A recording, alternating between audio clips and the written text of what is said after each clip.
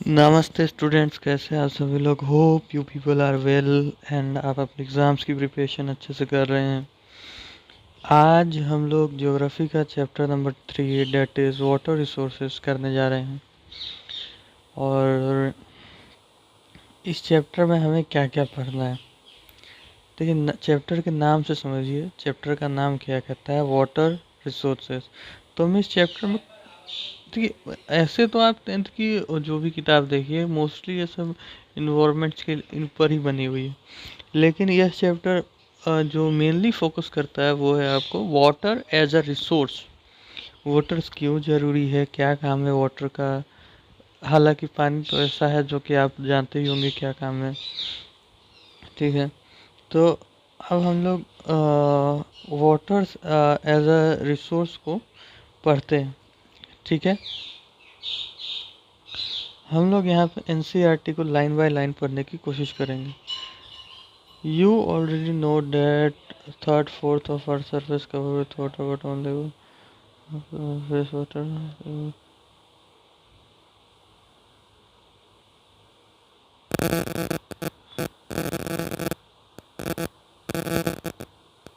ठीक है, तो इस पैराग्राफ को मैंने पढ़ लिया है, आप चाहे तो आप भी पढ़ सकते हैं। इस पैराग्राफ में कहा जा रहा है कि धरती का, आपको यहाँ दिख रहा होगा, 3/4 जो हिस्सा है वो पानी से बना हुआ है, ठीक है। लेकिन उसमें से बहुत, मतलब 1% के आसपास ही है जो हम ह्यूमन यूज़ कर सकते हैं। और ये जो वाटर है ये रिचार्ज होते रहता है हाइड्रोलॉजिकल साइकिल। हाइड्रोलॉजिकल साइकिल क्या होता है वो मैं बता देता हूँ आपको। जैसे कि आपने लोअर क्लासेस में पढ़ा होगा कि, जैसे कि एक सेकेंड, ये हो गया आपका लैंड, ठीक है। फिर आप ये ले लीजिए, ये हो गया आपको कोई कोई वो क्या कहते हैं उसको, कोई लेक वगैरह हो गया, ये आपका लैंड हो गया,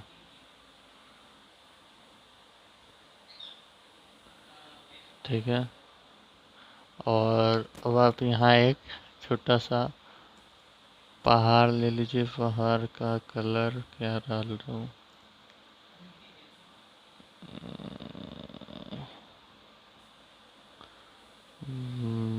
ब्राउन कलर,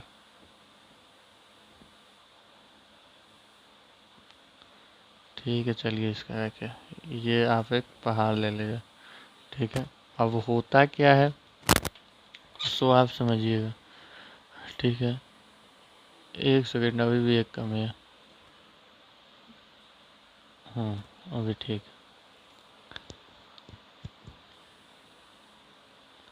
होता क्या है, जब सूरज की रोशनी पड़ती है तो यहाँ से पानी इवेपोरेट होते हैं, ठीक है। इसको बोलते हैं इवेपोरेशन। फिर उसके बाद आप यहाँ पे इसी पानी के बादल बनते हैं, इसको बोलते हैं कंसोलिडेशन, ठीक है। कंसोलिडेट करके एक जगह रुक गए, ठीक है।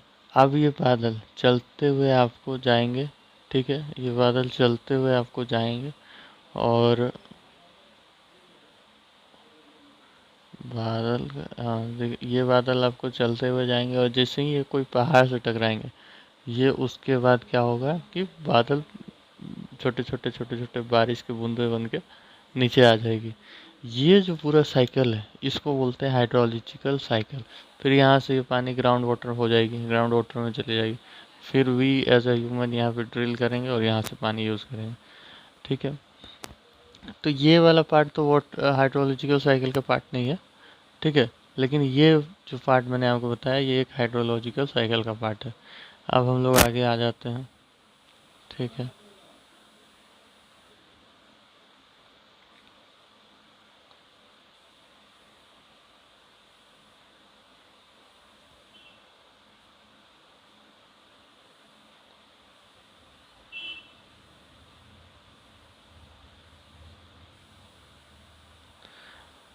तो बात क्या है कि हमारे पास इतना सारा पानी है, फिर भी इंडिया और बहुत सारे ग्लोबल कंट्रीज़ में भी वाटर स्कार्सिटी की समस्या दिख रही है।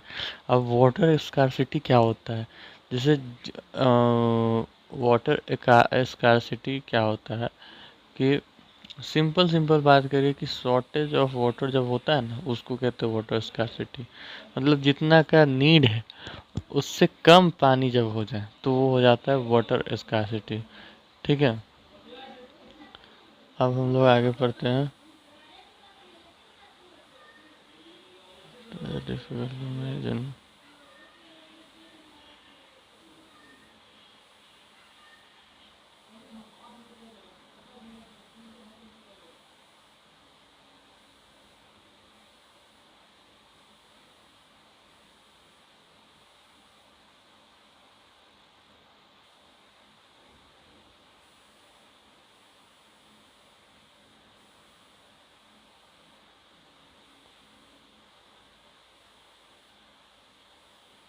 ठीक है, अब मैं आपको जब वाटर स्कार्सिटी के बारे में बताता हूँ तो हो सकता है कि आपके दिमाग में यही आइडिया आता हो कि राजस्थान का सीन अगर आपको याद आता हो, तो वो कोई गलत नहीं है।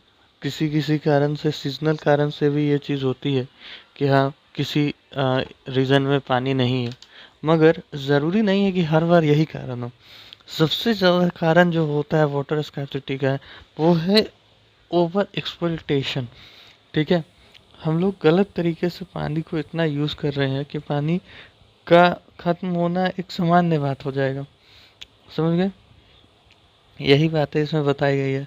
अब हम लोग आगे पढ़ते हैं। ठीक है, मतलब आप भी मेरे साथ पढ़िए, मैं तो फिलहाल मन में पढ़ रहा हूँ ताकि आपको ऐसा दिक्कत ना हो, लेकिन अभी पढ़िए।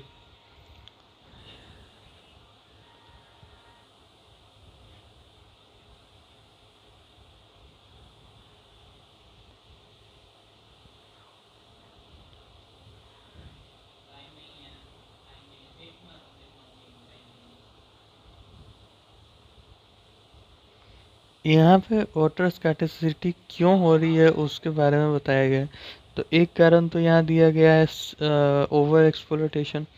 दूसरा कारण आपको यहाँ दिया गया है ओवर पॉपुलेशन।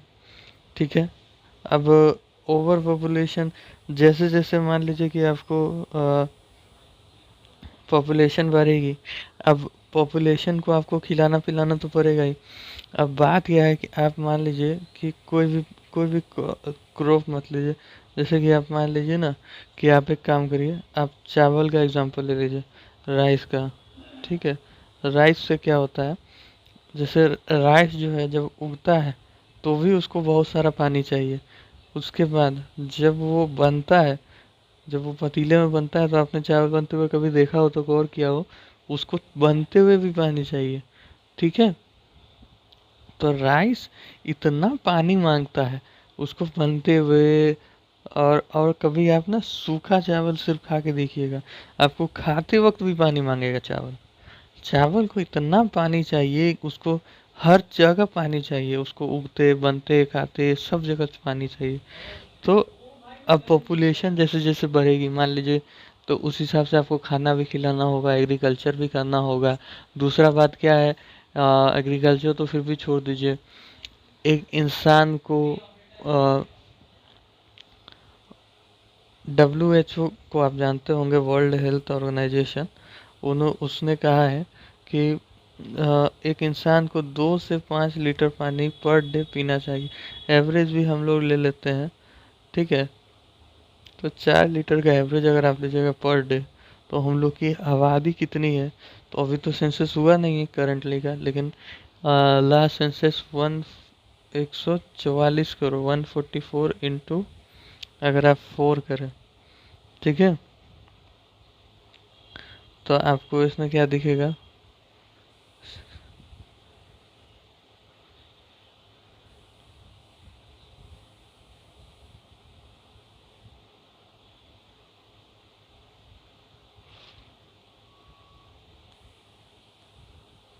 एक सेकंड रुक जाइएगा।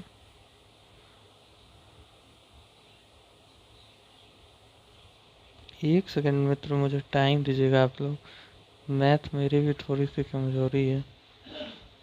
16 के 6 साथ में 1, 16 एक 17 के साथ 4 और एक 5, 576 करोड़ लीटर लीटर हमें एक दिन में सिर्फ पानी पिलाने पिलाने में खर्चा है। तो इंडिया में कितना सारा पानी का रिक्वायरमेंट है सो आपको दिख रहा है। तो और ये सिर्फ पिलाने पिलाने का है, खिलाने को तो अभी हम लोगों ने जोड़ा भी नहीं है। और एक चावल का एग्जांपल लेके मैंने आपको समझा भी दिया है कि खाना भी पानी मांगता है ना। तो ये बात हो गई। अब हम लोग आगे पढ़ते हैं।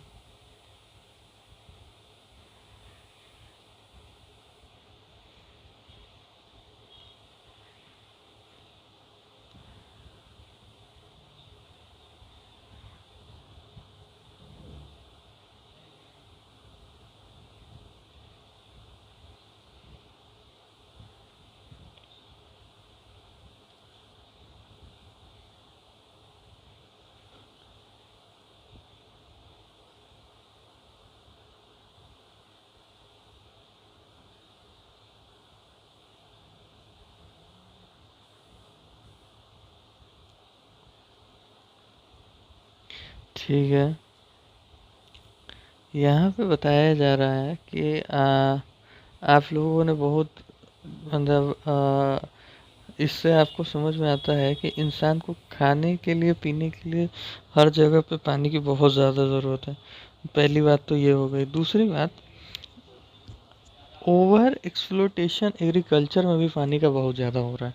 किस तरीके से हो रहा है सो आप समझिए। होता क्या है कि जैसे कि आप इंडिया का मैप ले लीजिए, यहाँ पे जो ये पंजाब हरियाणा का जो रीजन है, आ, ये सब रीजन में क्या होता है कि यहाँ के किसान राइस उगाते हैं। जबकि ये जो एरिया है ये पहले से ड्राउट प्रोन एरिया है, मतलब यहाँ सूखा पड़ते रहता है। यहाँ पे पानी का स्तर ऑलरेडी बहुत नीचे है, मतलब वाटर लेवल बहुत नीचे है। अब इससे होगा क्या, इससे होगा ये कि पानी का स्तर जब नीचे है तो अब ये लोग क्या करते हैं कि चावल उगा लीजिएगा आप। तो चावल तो मैंने आपको बताया ना कि कितना सारा पानी मांगता है चावल। तो चावल अब सारा पानी ले लेगा तो अब आपके पास खाने पीने का ही बचेगा ही नहीं, पीने के लिए बचेगा ही नहीं। समझे? तो ये ओवर एक्सप्लोइटेशन ही तो है। समझे? जो अगर ये एरिया में आप वीट उगा सकते हैं, आटा उगा सकते हैं, तो आप वो उगाइए। चावल उगाने से आपका सिर्फ नुकसान है।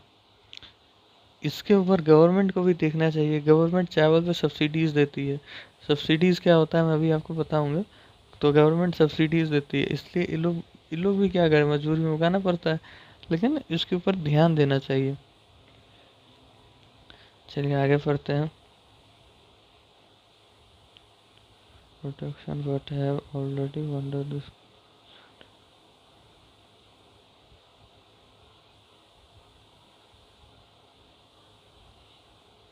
ठीक है, यहाँ पे बताया गया है कि मोस्टली जो फार्म्स हैं उसमें सबका अपना एक ट्यूबवेल होता है। ट्यूबवेल मतलब अगर आप नॉर्मल भाषा के में बोलिएगा तो बोरवेल जिसको बोला जाता है। मतलब एक मशीन सीधे आपको ज़मीन के अंदर 20 फीट 30 फीट गड्ढा करती है, एक ही लाइन में गड्ढा करती है और उससे पानी आता है। समझे? तो वो गड्ढा बहुत नीचे तक जाता है। वो गड्ढा ऐसा नहीं होता है कि जहाँ पानी मिल जाता है वहाँ रुक जाता है, वो गड्ढा नीचे तक चला जाता है। ठीक है, ताकि पानी बाद में जब हो तो भी उसमें आ जाए। तो इससे करने से क्या होता है कि पूरा रीजन का ग्राउंड वाटर का जो लेवल है वो एक साथ गिर जाता है। समझे? क्योंकि सबके पास अगर अपना अपना है तो वो हर जगह का पानी को निकाल लिया जाएगा। इससे क्या होगा कि फिर ग्राउंड लेवल में वाटर बचेगा ही नहीं। समझे? यही कहानी इसमें बताई जा रही है। अब हम लोग आगे पढ़ लेते हैं।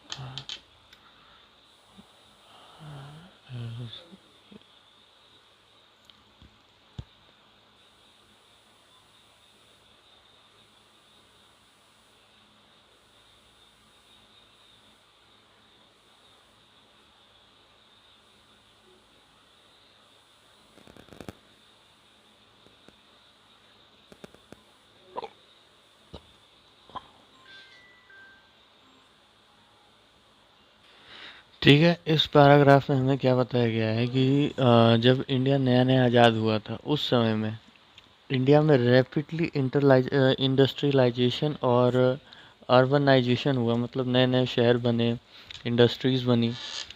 तो इन इंडस्ट्रीज़ को पानी की काफ़ी ज़्यादा ज़रूरत थी। ठीक है, पहली बात तो इन लोग को एनर्जी चाहिए थी, बिजली चाहिए थी। उसके लिए इन लोग को हाइड्रोलॉजिकल प्लांट चाहिए था। ठीक है, जहाँ से लोग को इलेक्ट्रिसिटी। तो ठीक है, तो पहली बात तो ये हो गई कि इन लोग को एनर्जी चाहिए थी, इलेक्ट्रिसिटी चाहिए थी। इसके लिए लोग को हाइड्रोलॉजिकल प्लांट चाहिए था। दूसरी बात क्या है, दूसरी बात ये हो गई कि आपको ये जो इंडस्ट्रियल लोग थे, ये मैं आपको बता दूँ, इंडस्ट्रियल लोग क्या करते थे, जैसे मान लीजिए कोई नदी आ रही है।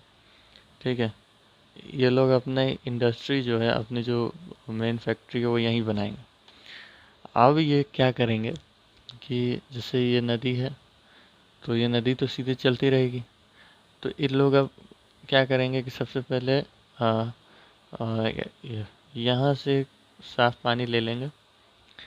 यहाँ पे जो अपना मशीन वगैरह है, वो जो भी पानी का काम है, धो धा जो भी करना है, केमिकल बनाना है या कुछ भी करना है, वहाँ करेंगे। और उसके बाद सेम पानी यहाँ से तो इन लोगों ने साफ पानी लिया था, यहाँ से गंदा पानी इस नदी में वापस डाल देंगे। अब होगा क्या कि इससे ये नदी धीरे धीरे धीरे धीरे गंदा होना चालू होगा और आगे तक गंदा हो जाएगा। तो इसीलिए ये इंडस्ट्रियलाइजेशन भी हम लोग के लिए ठीक है, लेकिन बहुत ज़्यादा वाटर को एक्सप्लॉइट किया। अब यहाँ पे हमें समझना है अटल भूजल योजना, इसको या अटल जल भी बोला जाता है। ये 8,220 ग्रामीण पंचायत और या बोल सकते हैं 229 एडमिनिस्ट्रेटिव ब्लॉक। ठीक है, ये 80 districts of Gujarat, Haryana, Karnataka, Madhya Pradesh, Maharashtra, Rajasthan and Uttar Pradesh में हुआ था। इसमें क्या कहना था कि अ, इन लोग का जो इन लोग का कहना में यह था कि यहाँ पे ये जो स्टेट है, ये स्टेट बहुत ज़्यादा पानी को एक्सप्लॉइट कर रहे हैं। ठीक है, तो इनका क्या नाम था कि ये लोग क्या करते थे कि एक एक एक बंदा को, मतलब आप कह सकते हैं कि जो कि ये एडमिनिस्ट्रेटिव लेवल पे कुछ कुछ जो आईएएस वगैरह होते हैं उनको भेजते थे, ताकि कम्युनिटी को बताया जा सके कि आपके एरिया में पानी का लेवल घट रहा है। तो ये लोग पानी को कैसे कंजर्व किया जाए, ये बात उस एरिया को बताते थे। ठीक है, अब हम लोग को आगे आ जाना है। अब हम लोग को यहाँ पे पढ़ना है जल जीवन मिशन। इसमें क्या है कि ये बहुत पुराना भी नहीं है, 2015 में लॉन्च हुआ है। ठीक है, इसका क्या नाम था कि हर एक रूरल बंदा को, ठीक है, 55 litre per day per capita पानी सरकार देगी। ठीक है, और जल जीवन योजना का क्या नाम था, यही कि 55 लीटर पानी हर व्यक्ति को हर दिन दिया जाएगा। ठीक है, यहाँ पर से आपको एक सवाल आ सकता है कि what is the need of conservation of water. तो आपको यहाँ पे आंसर दिया हुआ है, मैं आपको हाइलाइटर से हाईलाइट कर देता हूँ। सबसे पहला हमको बताना है safeguard to our self from health hazard. ठीक है, बीमारियों से बचने के लिए। To ensure food security. ठीक है, फिर उसके बाद कंटिन्यूस कंटिन्यूशन ऑफ लाइवलीहुड। ठीक है, productive activities and also prevent degradation of natural ecosystem. ये वाला पॉइंट आपको ज़रूर लिखना है, डिग्रेडेशन ऑफ इकोलॉजिकल सिस्टम। तो मतलब आप क्यों सेफगार्ड करना चाहते हैं पानी को, है ना। तो यही आपको बताना है कि ताकि इकोलॉजिकल सिस्टम बर्बाद ना हो जाए। ठीक है, अब यहाँ पे हम लोग आगे आ जाते हैं। अब यहाँ से आपका मेन जो टॉपिक है एक शुरू होता है, मल्टीपर्पस रिवर वे प्रोजेक्ट, या फिर इंटीग्रेटेड वाटर रिसोर्स मैनेजमेंट है इसमें। या फिर आप इसको बोल सकते, या फिर हम लोग इसको ऐसे भी बोलते हैं कि मल्टीपर्पस रिवर वैली प्रोजेक्ट। ठीक है, अब इसमें क्या है, अब बात आती है कि हम लोग एशियन इंडिया से ही नदियों में डैम्स वगैरह का ही इस्तेमाल कर रहे हैं। ठीक है, जैसे कि आपको यहाँ पे 2-3 एग्जांपल दिए गए हैं, इनको आपको याद करना पड़ेगा मजबूरन। Hydraulic structure in Asian India in the first century BC, Singaverapura Singaverapura near Allahabad had a sophisticated water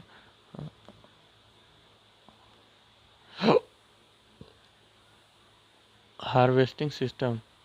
ठीक है, channelling the flood water from the Ganga. होता क्या था, यहाँ पे तो मैं फ़ोटो नहीं ला पाया, लेकिन मैं आपको बता देता हूँ। गंगा नदी जाती है, तो एशियन इंडिया में क्या किया जाता था कि यहाँ पे बहुत बड़ा अंदर तक एक वेल खोद दिया जाता था, और जब फ्लड आता था इसमें, जब फ्लड आता था तो यहाँ से पानी उठ के इसमें आके यहाँ पे भर जाते थे। तो इसका फिर आगे चल के लोग यूज़ करते थे। आगे during the Chandragupta Maurya dams lakes irrigation system were extremely build. फिर उसके बाद evidence of sophisticated irrigation works have been also found in Kalinga, Odisha, Nagarjuna, Andhra Pradesh, Benur, Karnataka, Kolhapur, Maharashtra, etc. In 11th century, Bhopal Lake, one of the largest artificial lake. ठीक है, भोपाल अगर आप जाएं तो मैं आपको बता दूं, भोपाल में एक चीज़ है जिसको बोलते हैं बड़ा तालाब। उसका नाम ही बड़ा तालाब है, वो बहुत बड़ा है। ठीक है, तो उनको बोला जाता है सबसे बड़ा आर्टिफिशियल जो लेक है, ह्यूमन द्वारा बनाया गया, वो सबसे बड़ा वही है। समझ गए, यही बात है। अब आगे बढ़ते हैं।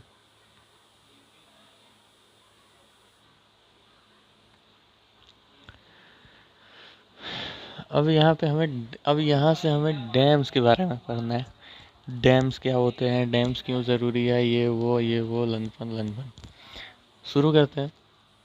डैम्स क्या होते हैं and how they help us. सबसे पहला सवाल ये है, तो डैम्स जो है वो इंडिया में ट्रेडिशनली बनते आ रहे हैं। ठीक है, ये रिवर के ऊपर बनते हैं। ठीक है, और इनका क्या काम होता है कि जैसे नदी आ रही है, इसके ऊपर बना दिया जाता है, यहाँ पे पानी रुक जाता है। अब यहाँ से इरिगेशन करने की एग्रीकल्चर फील्ड में, लेकिन आज हम लोग इरिगेशन के लिए ही नहीं, इलेक्ट्रिसिटी जनरेशन के लिए, water supply for domestic and industrial area, फिर उसके बाद फ्लड कंट्रोल, रिक्रिएशन मतलब आप लोग जैसे डैम्स जिसके जिसके पास होगी, जैसे आप यहाँ पे कभी झारखंड जाना, झारखंड में बहुत सारे डैम्स है, दुर्बा डैम, फिर आपको और क्या क्या है भाई, हाँ मतलब बहुत सारे डैम है। तो वो डैम में लोग फिर घूमने भी जाते हैं। अब घूमने जाते हैं तो वहाँ पे फिर 2-3 मोमोज वाले, 2-3 मैगी वाले सब दुकान खोल दिए। तो भाई वो मीन्स ऑफ रिक्रिएशन हो गया ना, मतलब वहाँ पे लोगों की रोजी रोटी भी चलने लगी, तो वही मीन्स ऑफ रिक्रिएशन होता है। इनलैंड नेविगेशन मतलब बोट चलाना है, उसमें बोट भी चलाया जाता है।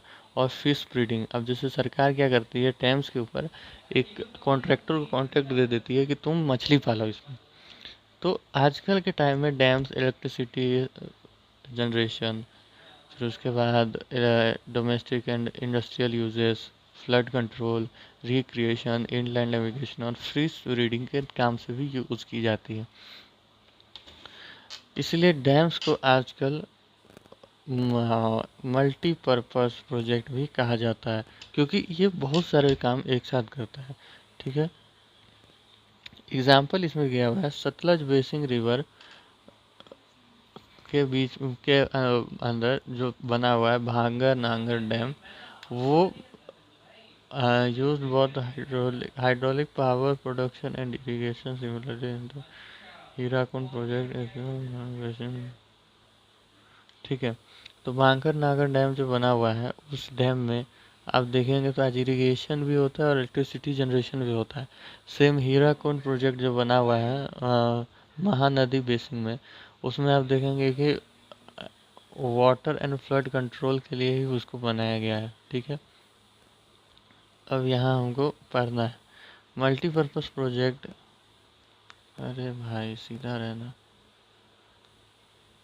Multipurpose projects launched after independence with their intergenerated water resources management approach were those of the village that would lead to nation to development. इसका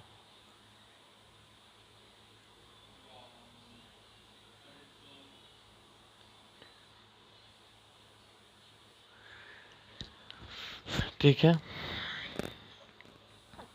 अब हमें क्या करना है कि आगे बढ़ना है। अब इसमें बताएगा कि डैम्स को ना अलग अलग हाइट के नाम से भी, मतलब अलग अलग हाइट के तरफ से अलग अलग नाम से पुकारा जाता है। ठीक है, जैसे कि टिम्बर डैम्स, उसके बाद एम्बैकमेंट डैम्स, फिर मौसनी डैम्स। ठीक है, ये कुछ हाइट के ऊपर या मटेरियल के ऊपर है।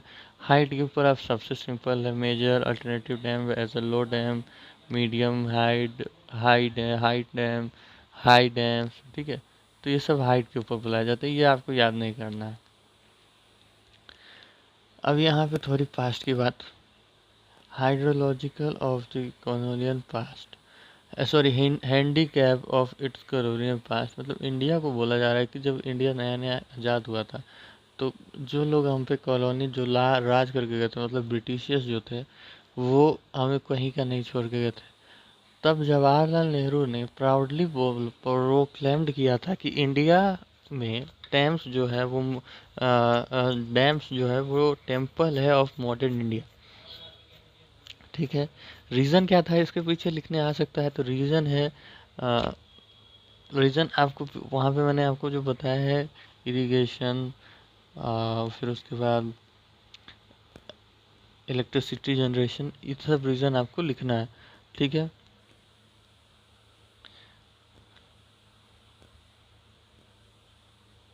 ठीक है, यहाँ पे आपको बस इतना ही जानना है कि जवाहरलाल नेहरू ने क्या कहा था और क्यों कहा था, उसका कारण अलग है।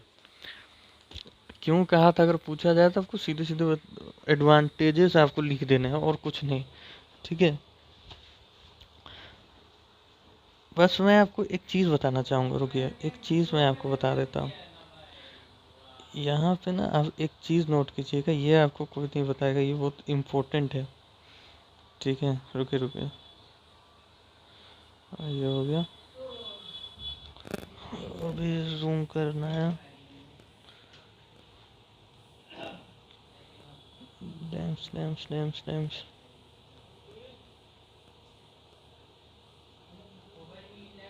हाँ। अब यहाँ पे देखिए, यहाँ पे बहुत सारे लिखे हुए हैं कि डैम्स क्या क्या करता है, लेकिन इसमें सब एडवांटेजेस नहीं है, कुछ बाद में भी आके जुड़ गए। जैसे कि कुछ एडवांटेजेस है और कुछ इसका काम है।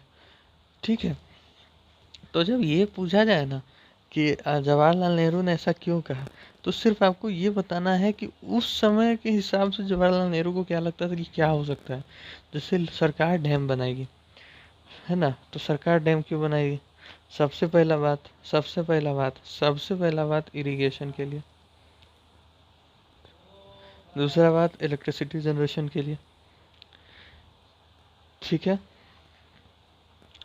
फिर तीसरा बात लोगों को देने के लिए। ठीक है, फ्लड कंट्रोल के लिए बना देगी। रिक्रिएशन के लिए तो नहीं ना बनाई है भाई डैम। डैम इसलिए थोड़ी कि आप जाके घूम के आ जाए, डैम का अलग काम है, तो ये काम थोड़ी है। इसीलिए रिक्रिएशन कभी भी, अगर जवाहरलाल नेहरू क्यों बोले तो रिक्रिएशन नहीं आएगा। लेकिन अगर ये आ जाए कि एक्सप्लेन करिए कि डैम्स क्या क्या करता है, ठीक है, या एग्जामिन दी स्टेटमेंट आ जाए और एक स्टेटमेंट ये रहे कि हाउ वाई जवाहरलाल नेहरू से दैट कि प्राउडली प्रोक्लेम दैट कि temples of dams as temples of modern India, तो आपको सब लिखना है। लेकिन सिर्फ जब ये पूछे कि एक्सप्लेन पूछे तो आपको सिर्फ ये सब पॉइंट लिखना है, फिर रिक्रिएशन नहीं आएगा इसमें। ठीक है, इंटरलैंड नेविगेशन, अब सरकार ये घूमने के लिए आपकी थोड़ी बना रही है, फिश ब्रीडिंग के लिए थोड़ी बना रही है।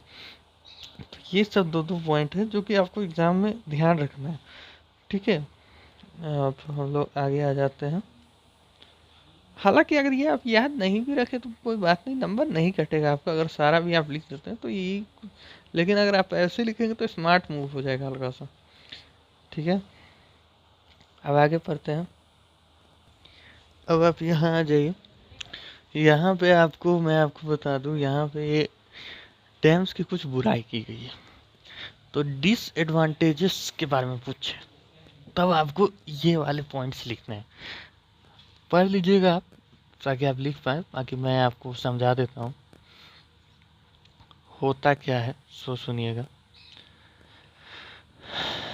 देखिए, सबसे पहला नंबर होता क्या है कि डैम, नदी पहले आपकी ये चल रही है, फ्लोइंग रिवर है, फ्लोइंग रिवर, नदी चल रही है। तो अब आप इसमें मान लीजिए कुछ कचरा फेंक दीजिए, ठीक है, या एक पेड़ गिर गया, या आप ही गिर गए, ठीक है, कुछ भी हो गया, तो ये नदी चल रही है तो ये क्या करेगी, नदी चलते चलते चलते चलते चलते चलते इस कचरे को क्या करेगी कि किसी ओशियन में डिपॉजिट कर देगी। ओशियन में आप नीचे नीचे चले जाएंगे, तो इससे कुछ नहीं होगा। तो इससे आपका सिंपली आप इन्वायरमेंट में चले गए, बात खत्म हो गया। लेकिन जब यहाँ एक डैम बना दीजिए, अच्छा, कई लोगों का मन में सवाल होगा कि सर डैम कैसे बनता है, टीचर्स तो पढ़ा देते हैं लेकिन पता ही नहीं चलता कि डैम बन कैसे रहा है। तो डाउट मैं यहाँ क्लियर करता हूँ कि डैम से इलेक्ट्रिसिटी कैसे बनता है और डैम कैसे बनता है। सबसे पहला बात, डैम बनता कैसे। डैम देखो बाबू, दो तरीके से बनता है।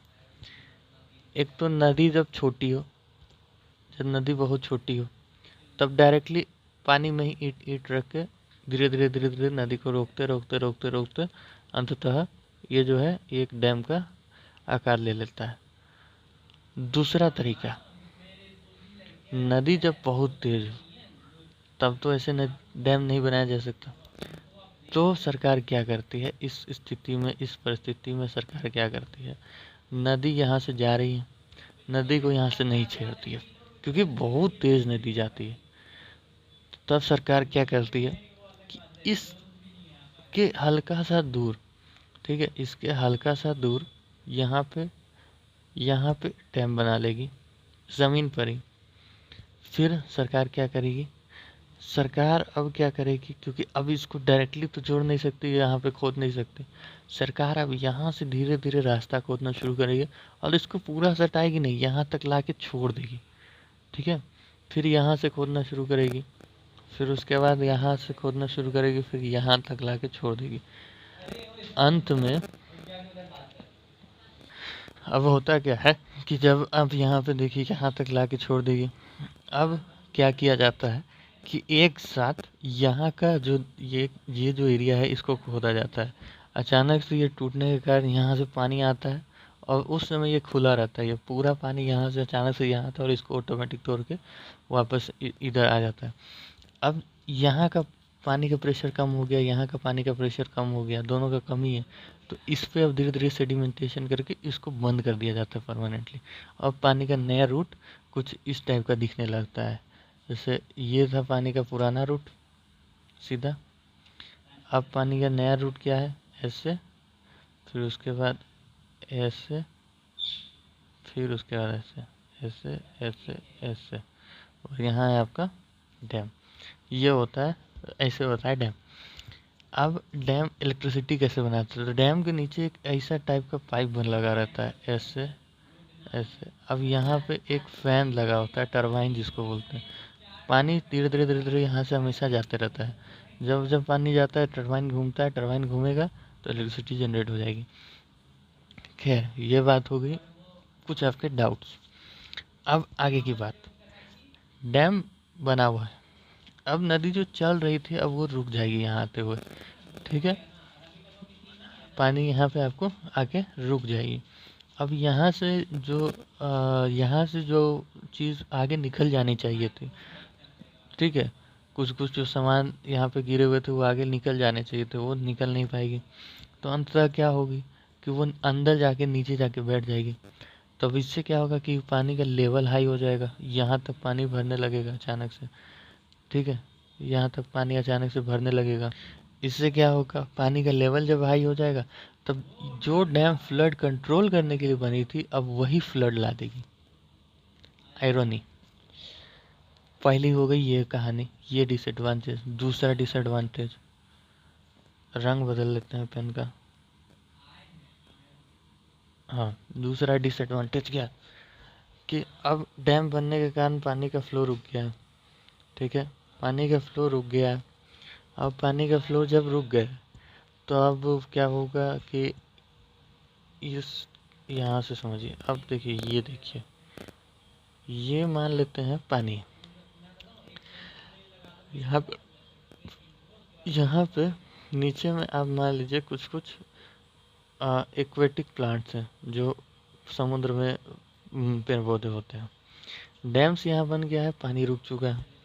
तब होगा क्या, पानी रुक जाने के कारण यहाँ पे धीरे धीरे एल्काई के एक लेयर बनना शुरू कर देगा। ठीक है, इससे कोई प्रॉब्लम नहीं है हम लोग को। प्रॉब्लम अब होगी, आपको पता होगा फोटोसिंथेसिस का फॉर्मूला होता है, मैं आपको बताऊं, CO2 plus 12H2O in the presence of sunlight, chlorophyll will give C6H12O6 plus 6O2 plus 6H2O। तो होगा क्या कि यहाँ ये लेयर जमने के कारण यहाँ से सनलाइट इसके अंदर ले ही नहीं पाएगा। तो अब यहाँ पे ये सनलाइट जो है वो एंटर नहीं कर पाएगा।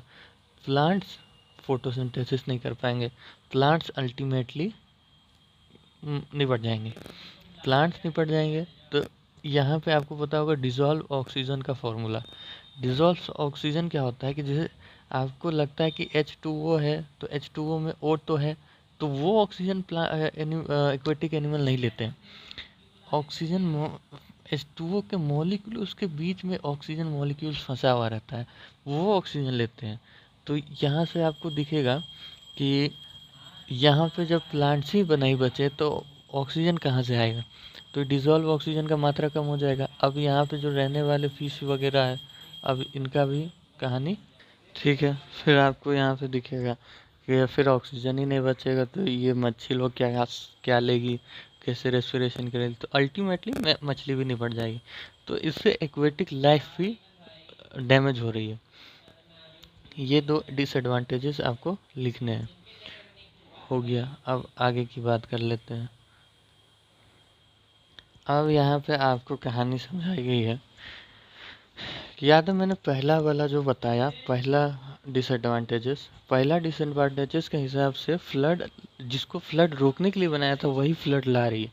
इससे सबसे पहला चैप्टर रिसोर्सेस एंड डेवलपमेंट में आप याद करिए, सॉइल इरोजन के बारे में पढ़ाया गया था। फ्लड से सॉइल इरोजन आता है, इससे क्या होगा, सॉइल इरोजन आएगा। सबसे पहली बात तो ये हो गई। दूसरी बात क्या हो गई, दूसरी बात ये हो गई कि सॉइल इरोजन आ गया। अब दूसरी बात ये हो गई कि सॉइल इरोजन आ तो गया है। अब कुछ कुछ जगह पे डैम्स बनने के कारण, मान लीजिए कि ये यहाँ से जा रहा नदी, ये डैम है। अब डैम के पास में ये खेत है, ठीक है, तो ये तो पानी इससे पाइप से खेत में पानी ले लेगा, यहाँ खेत से पाइप से पानी ले लेगा। अब कोई खेत यहाँ है, तब ये तो अब जनरली ये सब आपको डैम बनने से पहले सब क्या करते थे, सब नॉर्मल पानी लेते थे। इस कारण से सब लोग को क्या था, क्या सिस्टम, कि सब लोग ऐसा क्रॉप उगाते थे जो कि पानी ज़्यादा ना मांगे।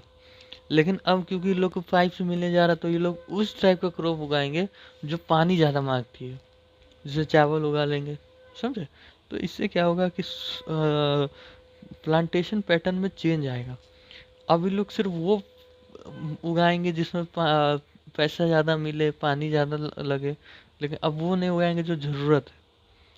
ठीक है, अगला क्या कहानी है? अब अगला कहानी बताया हुआ है प्रधानमंत्री कृषि सिंचाई योजना। इसके तहत प्रधानमंत्री ने सिर्फ बताया था कि इसमें बताया गया था, ठीक है, कि जिस जगह से आप लोग पानी निकालते हैं उस जगह से पानी वापस डाला भी जा सकता है, और कोई बात नहीं है, उसको आपको ध्यान से कुछ ऐसा है नहीं। अब Sardar Sarovar dam build over Narmada नदी लार्जेस्ट वाटर रिसोर्स प्रोजेक्ट। हाँ, इसमें कुछ नहीं है। इसके में बताया गया है कि सरदार सरोवर डैम जो बना है वो जितने भी राष्ट्र से आता है, महाराष्ट्र, मध्य प्रदेश, गुजरात और राजस्थान, इन सब को बहुत फ़ायदा किया है। राजस्थान में बहुत सारा जैसे ज़मीन है जिसमें इसी की वजह से सिंचाई होती है। ये सब बात है, ये सब आप पढ़ लीजिएगा। एक यहाँ पे है कृष्णा गोदावरी कॉन्फ्लिक्ट हुआ क्या है, सो समझिए। ये मैप,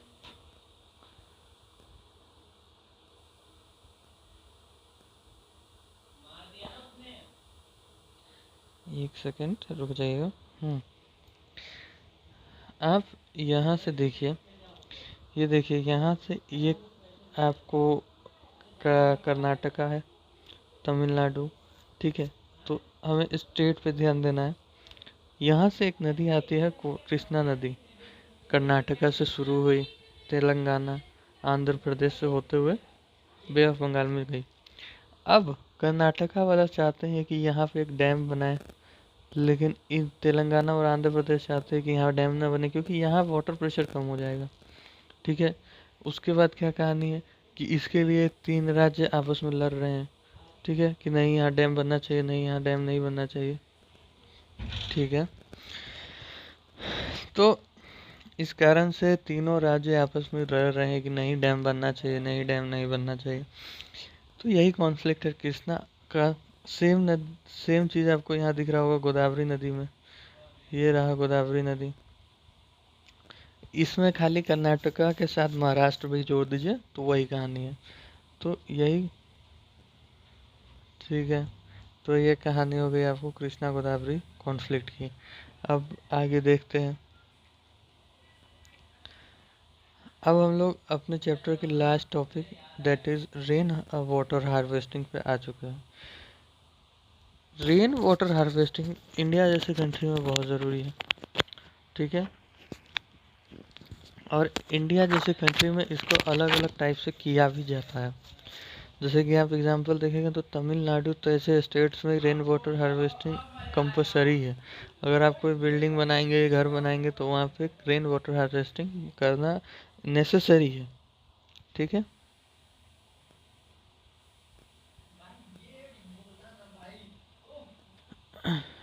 ये लास्ट टॉपिक को मैं आपको डिक्टेट करवा के मैं समझा देता हूँ, आप पढ़ लीजिएगा। हालांकि मैंने पूरा चैप्टर तो आपको यही बोला कि पढ़ लीजिएगा। सुन लीजिए, पढ़ लीजिएगा, क्या दिक्कत है भाई, अपनी किताब है, अपना ही अपना खाना अपना खुजाना, उसमें अब क्या अपना दिमाग क्या लगाना। तो बात क्या है कि कहना चाहता है कि बहुत सारे मतलब राजस्थान में आप ले लीजिए, राजस्थान के क्या सीन है कि राजस्थान में पानी नहीं है, इसलिए वहाँ रेन वाटर हार्वेस्टिंग करना बहुत ज़रूरी है। वहाँ पर रेन वाटर हार्वेस्टिंग टंका सिस्टम से किया जाता है। होता क्या है कि इस टाइप से एक टैंक लगा दिया जाता है नीचे, ठीक है, छत पे पानी गिरता है, यहाँ से एक पाइप जोड़ते हुए सीधा इस टैंक में डाल दिया जाता है, इससे पानी आ जाता है। अब इस पानी को आप पिएंगे चाहे नहीं पिएंगे कोई बात नहीं, आप इसको इरिगेशन के लिए यूज़ कर सकते हैं। ठीक है, और भी बहुत कुछ करने के लिए, कपड़े धोने के लिए, बर्तन धोने के लिए यूज़ कर सकते हैं। दूसरा, lake banana is a very good मतलब रेन वाटर हार्वेस्टिंग का एग्जाम्पल है।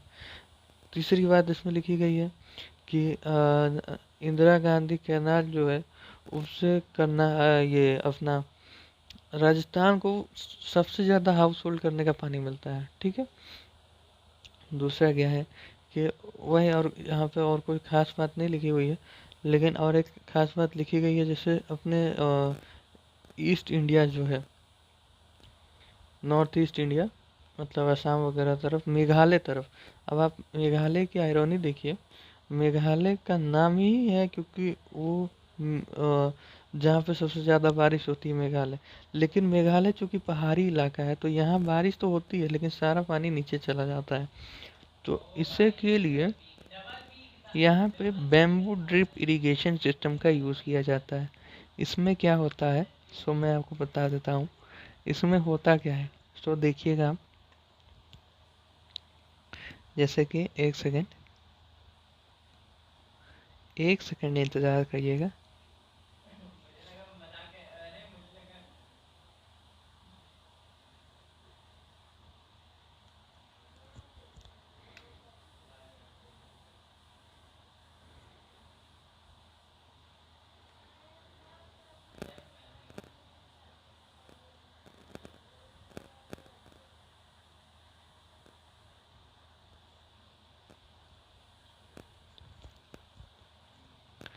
अब जैसे मान लीजिए कि यहाँ पानी है, बारिश हुई, यहाँ पानी आ गई। तो अब मेघालय में क्या करेंगे लोग, यहाँ से एक बैम्बू लाएंगे, इसको यहाँ से जोड़ देंगे, ठीक है। फिर ऐसे ही एक और बैम्बू को जोड़ेंगे सीधा करके, फिर एक और बैम्बू को जोड़ेंगे, फिर एक बैम्बू को जोड़ेंगे, और उसके बाद जहाँ जहाँ इनको ज़रूरत है वहाँ वहाँ इस बैम्बू में छेद कर देंगे, ठीक है। छोटा सा। अब इससे क्या होगा कि यहाँ यहाँ पे उतनी ही अमाउंट में पानी गिरता रहेगा। इससे क्या होगा कि पानी की बचत भी हो जाएगी और पानी का यूज़ भी हो जाएगा। और क्योंकि ये बैम्बू से बनता है तो बाद में इसको मतलब डिसॉल्व करने में भी दिक्कत नहीं होगा। Finally at the end we are on the end of chapter, at the end of chapter। so आप लोग कमेंट में बताइए कि कैसा लग रहा है वीडियो। अगर अच्छा लग रहा है तो वो भी बताइए, नहीं अच्छा लग रहा है तो भी बताइए, क्योंकि जब तक आप बताइएगा नहीं, रिव्यू नहीं दीजिएगा तो इम्प्रूव कैसे किया जाए। दूसरी बात, हो सकता है कि सोशल साइंस में ठीक से ना समझा पा रहा हूँ, टीम हमारी बहुत छोटी है अभी, इसलिए मैं आपको साइंस वगैरह, बायोलॉजी वगैरह, मतलब तीनों साइंस के सब्जेक्ट ठीक से समझा दूंगा। लेकिन सोशल साइंस में भी ऐसा नहीं है कि हाथ छूटा हुआ है भाई, सोशल साइंस में भी हाथ पकड़ा ही हुआ है। छोड़ना हाथ किसी में नहीं है, सबको लेके चलना है। आप तो 10th के स्टूडेंट हैं, हम लोग सब 10th के स्टूडेंट हैं, हमें सारे सब्जेक्ट को एक समान लेके चलना है, ठीक है। इस चैनल में मैथ नहीं आ रही है, बात तो सही है, इस चैनल में मैथ नहीं आ रही है, लेकिन उसके पीछे कुछ कारण है। क्योंकि मैथ मैथ जो है वो मैं क्या बताऊँ आपको। चलिए छोड़िए, इसकी बात कभी और करेंगे, कुछ अच्छे सब्सक्राइबर हो जाएंगे तो। बात क्या है कि इस चैनल में बहुत सारे पहले से कंटेंट भरी हुई है, आप उनको ज़रूर एक एक बार एक झलक मार लें। वीडियो क्वालिटी ज़रूर कम है, ऑडियो क्वालिटी ज़रूर कम है, लेकिन कंटेंट क्वालिटी कम नहीं की गई है।